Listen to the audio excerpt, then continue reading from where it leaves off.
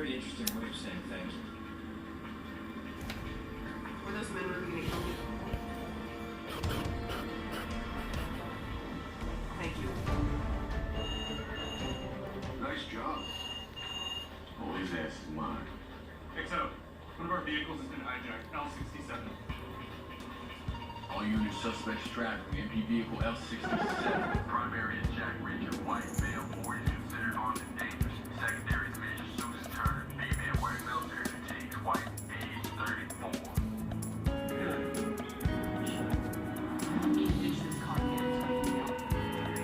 Let's go. Where the hell are they? Professionals at the station. Just call back in. On it, sir. All right, has anybody heard from the Capitol Police? Anybody? Anything? A location? Something?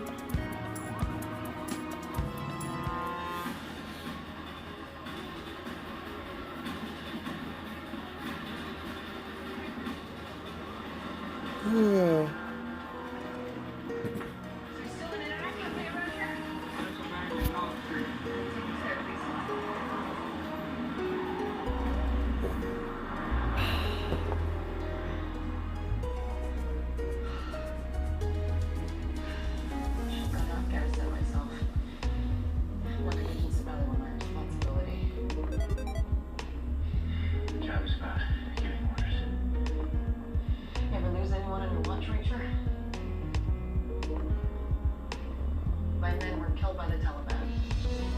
They were shot in the back of the head with slugs from an Army issue 9mm. By one of our own. You know, this girl was in this girl that's acting on the TV right now. She was in How I Met Your Mother, right? She's so weird. And then they have a spin-off of that called How I Met Your Father, right? And it's starring Hilary Slutty Duff. And oh my god, this girl fucks everything that walks in that TV show. To the point where she was almost like accused of having sex with her like dad or some shit. Because it was like her mom didn't know who the dad was, and this girl, since she's sleeping with every single human being on the planet, right, she ends up sleeping with that guy. So then the mom is talking about, oh well, I've never met your father and he was from this place and da da da, and they're looking at the picture together, and the daughter's like, oh shit, I recognize this guy, I think I had sex with this guy. Or I think she was like keeping it a secret or some dumb shit. I don't know. These are stupid retard shows that mans watch when they watch TV, right? And then I go to their house and they're watching it in front of me, and I'm like, what the hell are you watching? Oh, How I Met Your Mother. Remember that? How I Met Your Father now. It's a really good show. Yeah, really good show to you. Because you like slutty bitches. I think the very second episode, because she starts out as an innocent enough girl, right? But then, oh my god, what the fuck? All of a sudden, it's just sex, sex, sex, porn, porn, porn, men's necklaces, and fucking sex drive, and all this shit.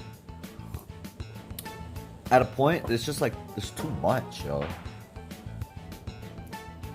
Too much pathetic shit going on in that TV show. Then men's are watching Friends, they're watching friggin'... what's that next shit they're watching? Big Bang Theory. Oh god. I just listed the top three most repulsive shows on planet Earth. The man's like, yo, I watch that shit every day, bro, every day. Like Jake Paul. It's every day, bro. It's every day.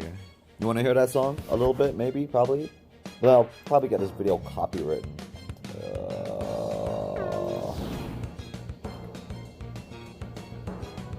Oh, can't even believe I'm gonna play the song. Jake Paul.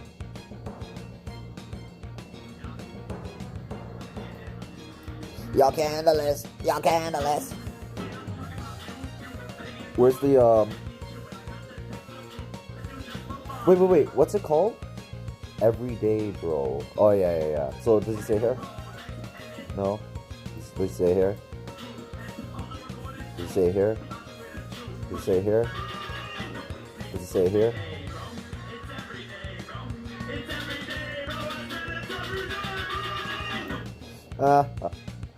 Alright, sorry about that. I just had to go to nostalgia lane for a second and pick something up. It was my pride. I had to go pick up my pride from Jake Paul. It's a music video. Dun, dun. The ham sandwich glitch. How the ham sandwich glitch lets speedrunners beat Pokemon.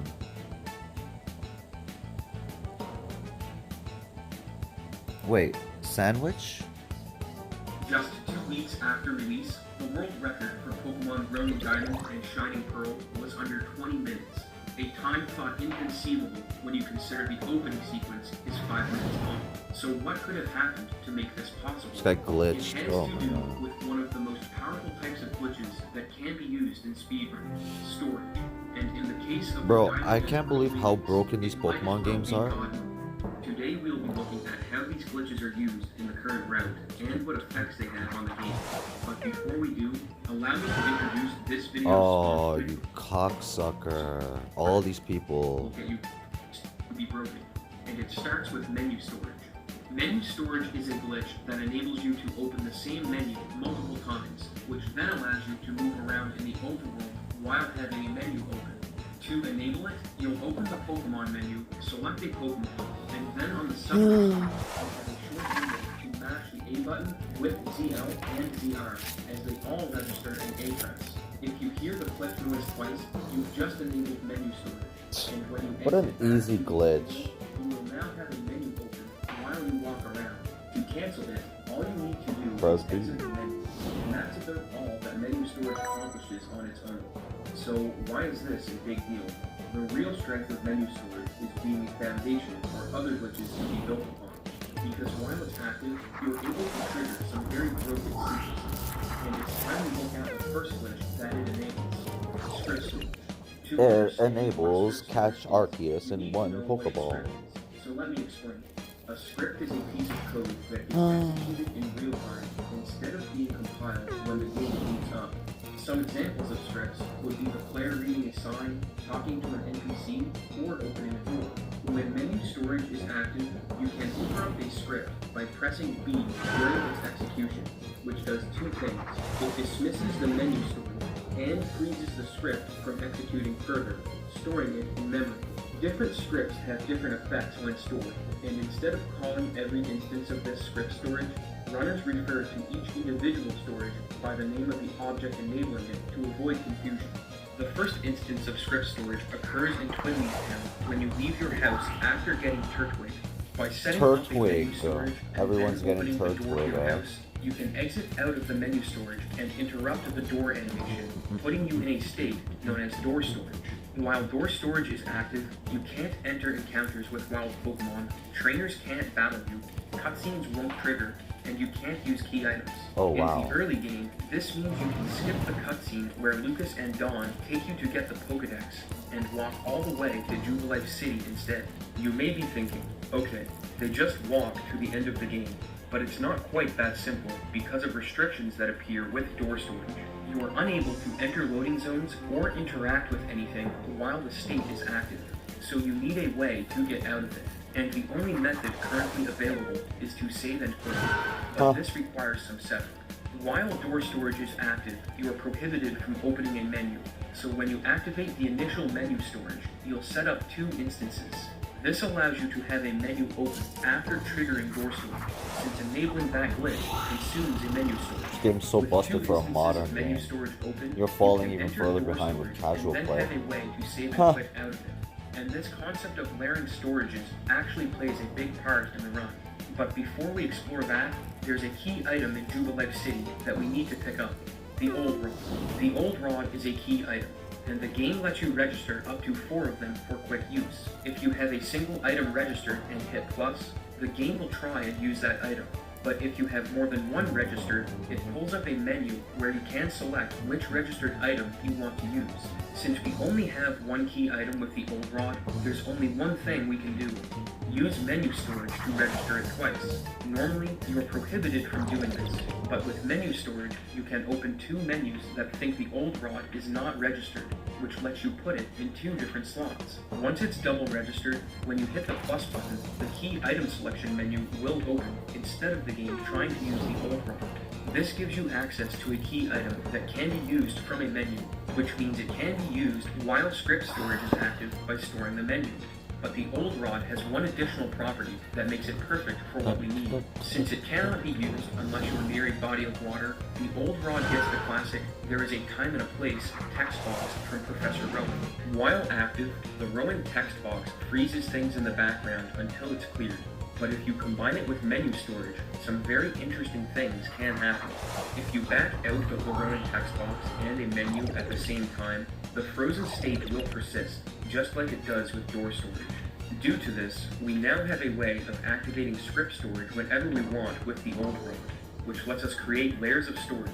And the best way to understand this is with an analogy. Imagine a bus. Just kidding. Instead, imagine that menu storage is a piece of bread that you're going to make a sandwich with. Man said, Once imagine the bread a is in bus. place, Just you need kidding. some meat, and the old rod, or another instance of script storage, serves just fine, and is referred to as the ham. It doesn't stop here. You can add ham and bread in any order that you want, and it really depends on the situation as to the sandwich you want to prepare. Some require lots of bread so you don't softball, and others require ham with no bread just to get out of glitched states.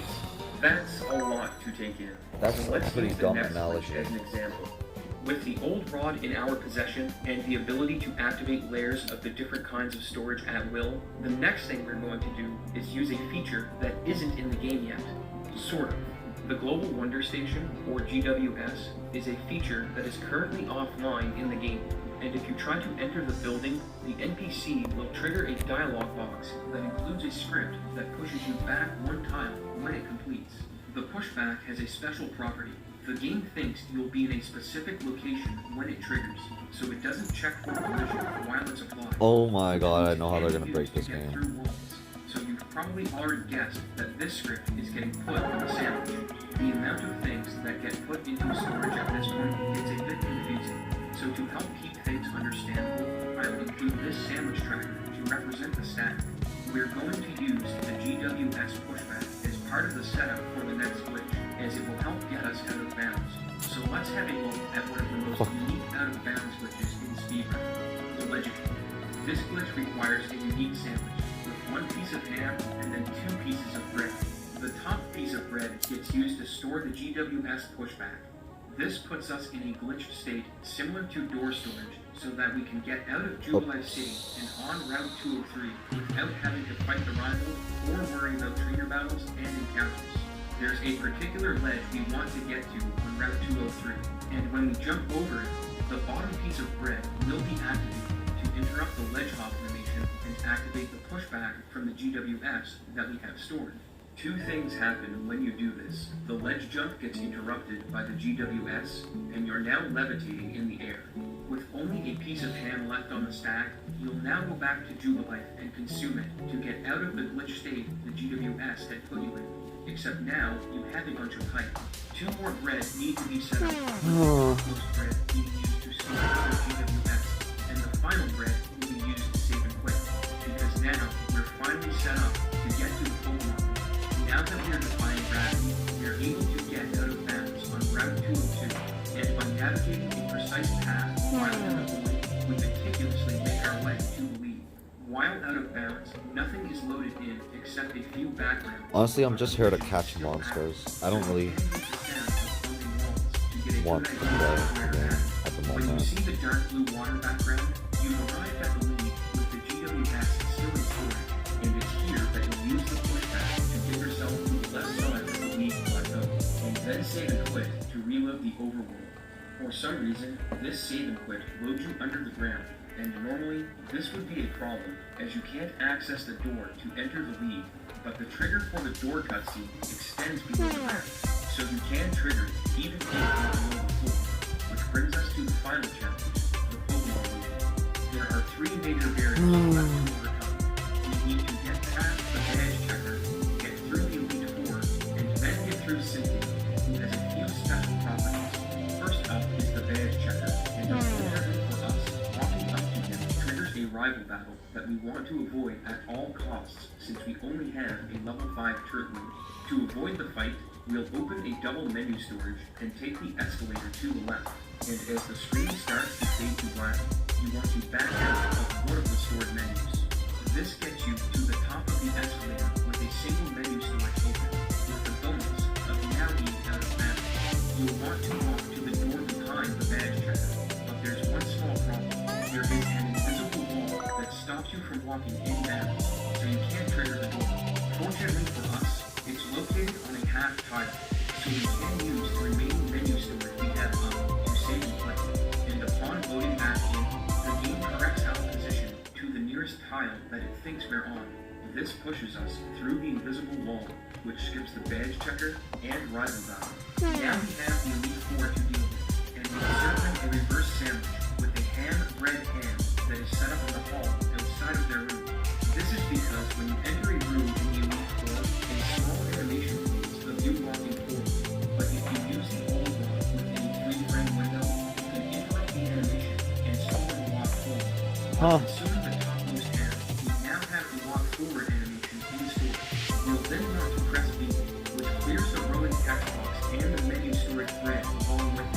When you use the last ham, the walk forward animation in storage will be released, and just like the GWS, it ignores collision, so you position yourself to go through the wall and then walk to the loading zone for the next room.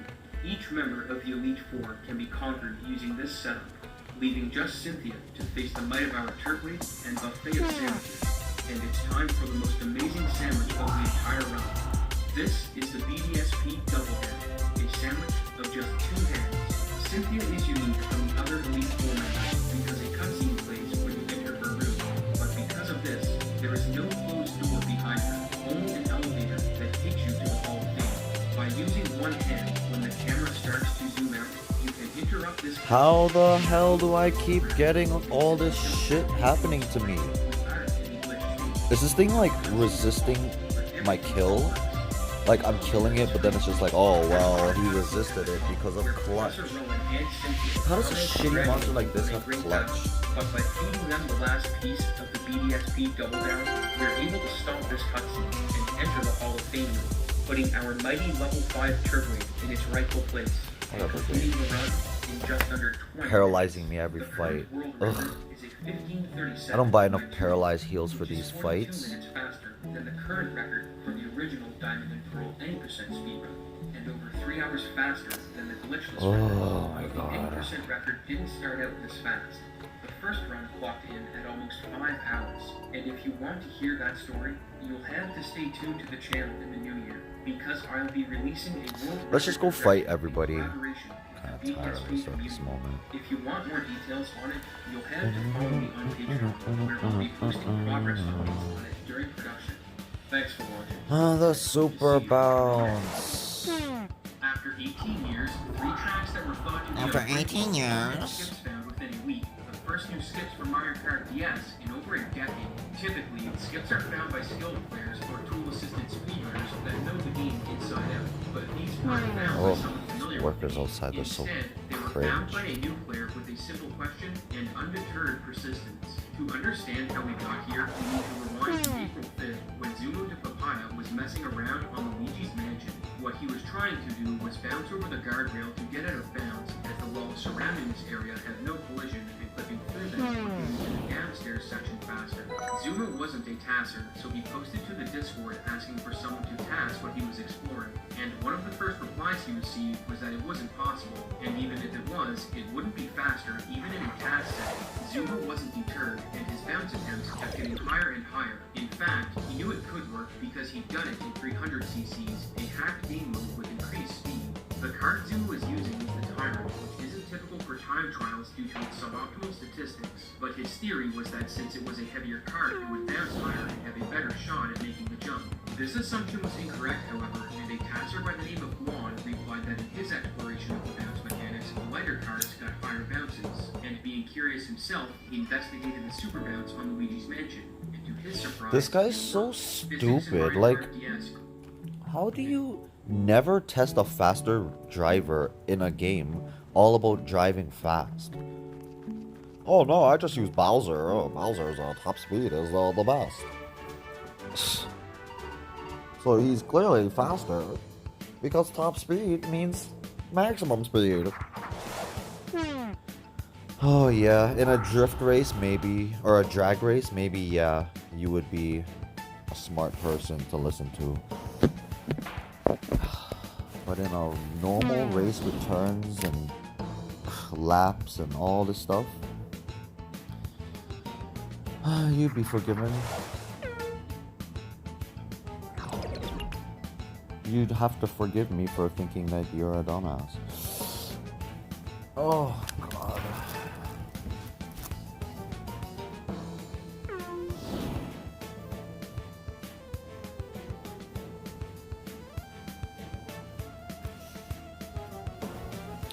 Who isn't a dumbass anymore, though? I guess that's the real question.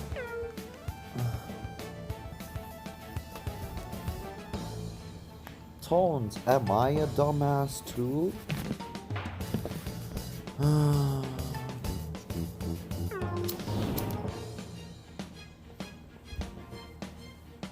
Kyogo. What the hell is a Kyogo?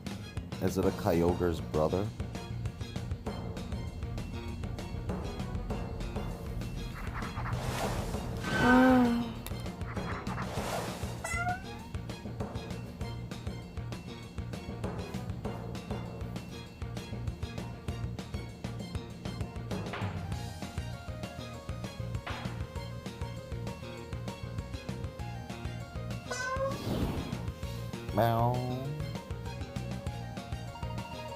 Oh no, I need more Loomians.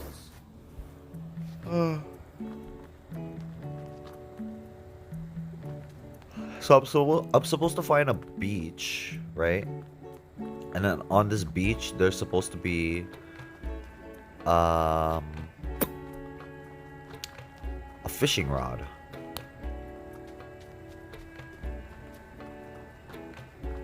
Look, another battle theater.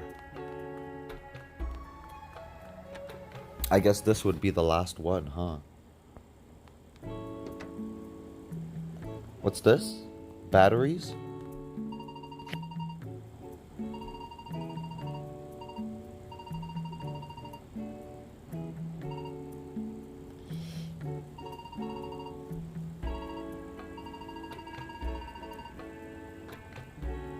Petrolets.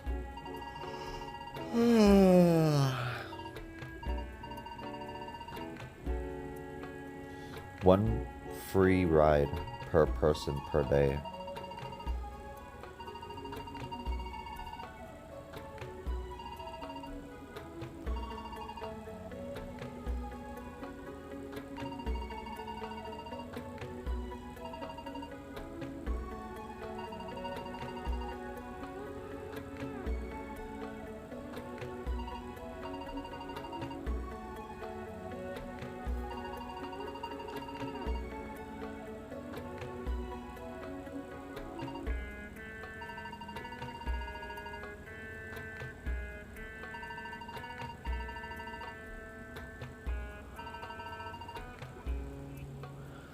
Well,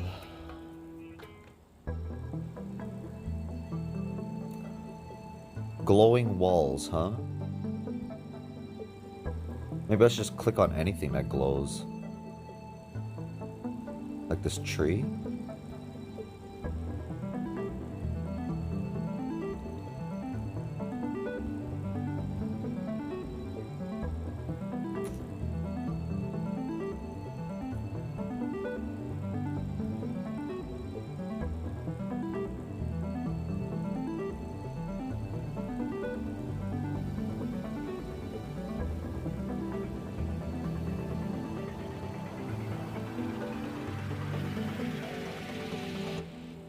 Oh, look, here.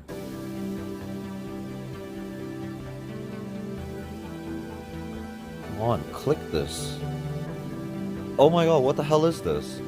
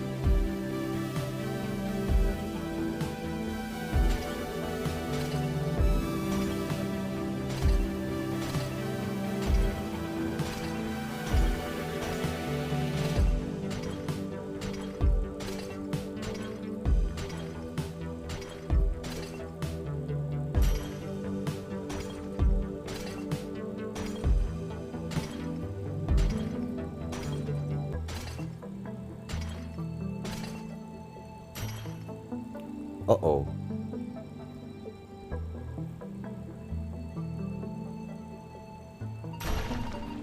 Good.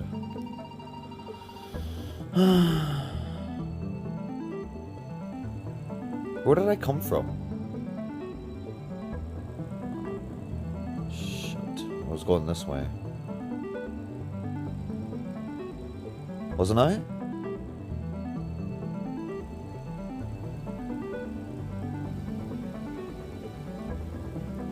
Look, more stuff.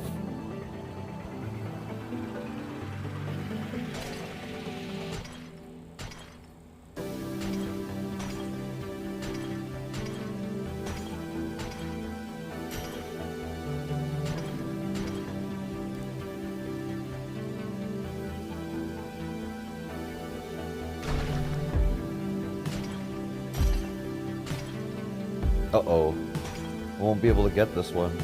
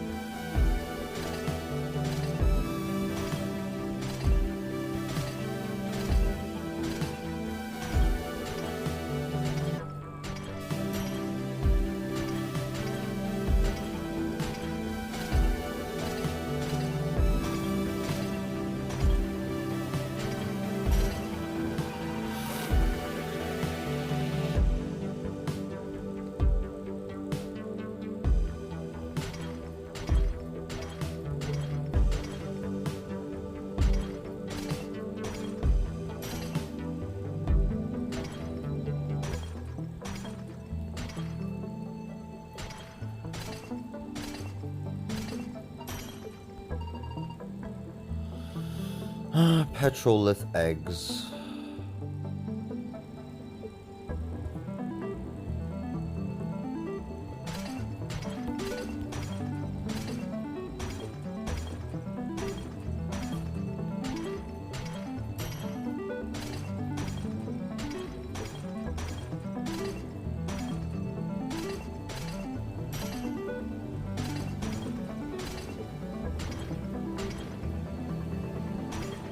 Uh-oh. Oh, this.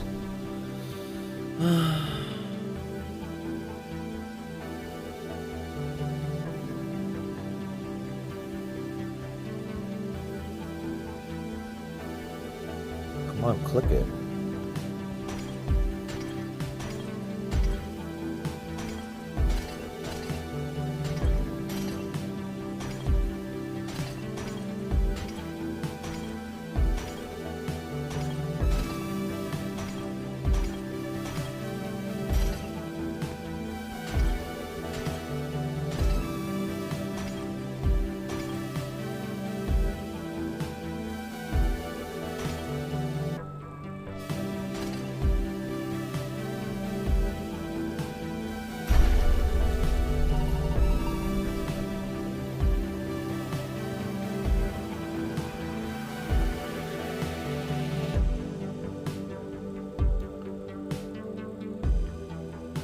shit.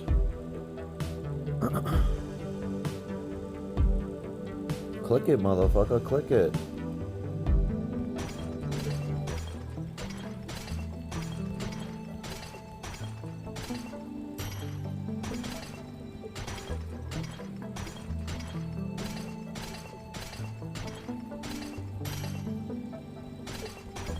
Oh shit.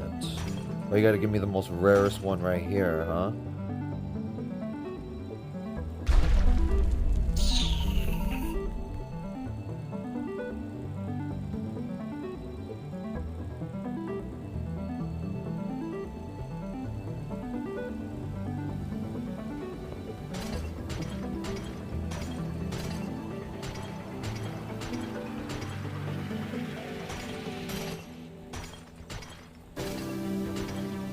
Oh shit, this one's huge.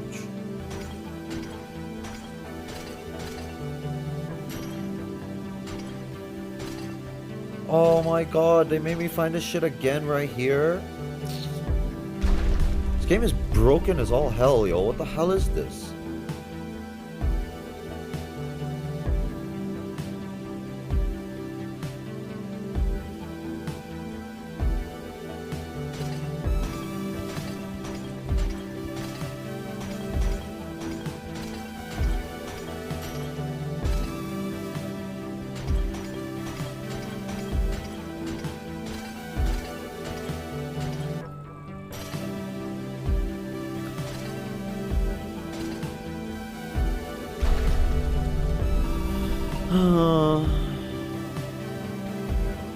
Some kind of relic.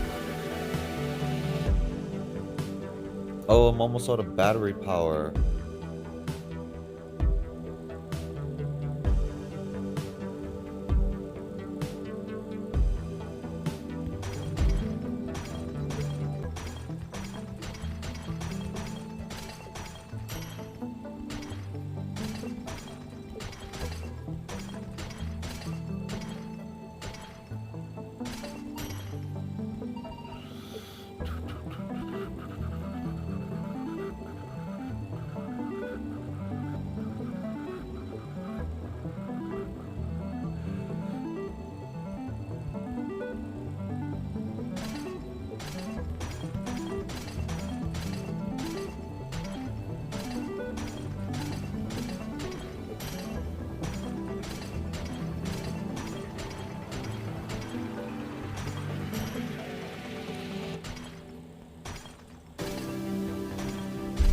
Oops. I didn't even notice that was like that.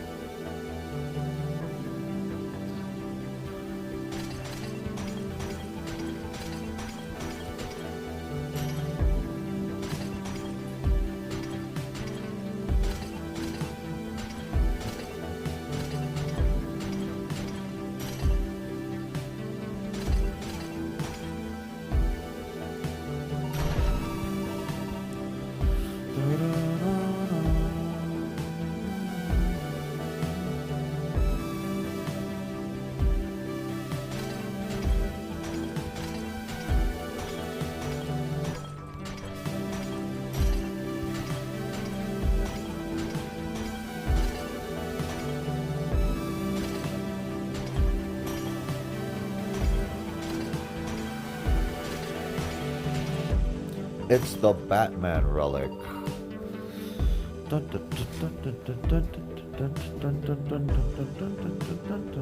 Oh! Alright, well, that was a thing that we just did. Petroliths.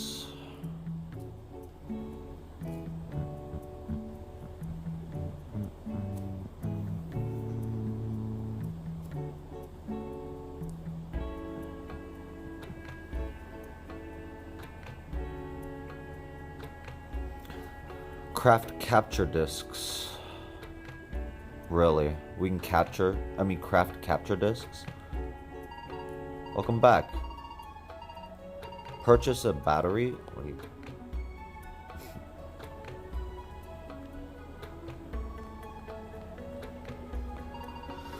Cleaning an old petrolith that a diver brought back.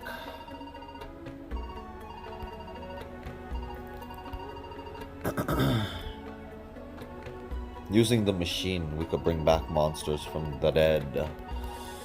Okay, well, I'm pretty much done this video. I gotta go do stuff. Sort of, but not really. But I'll just use that as an excuse to leave.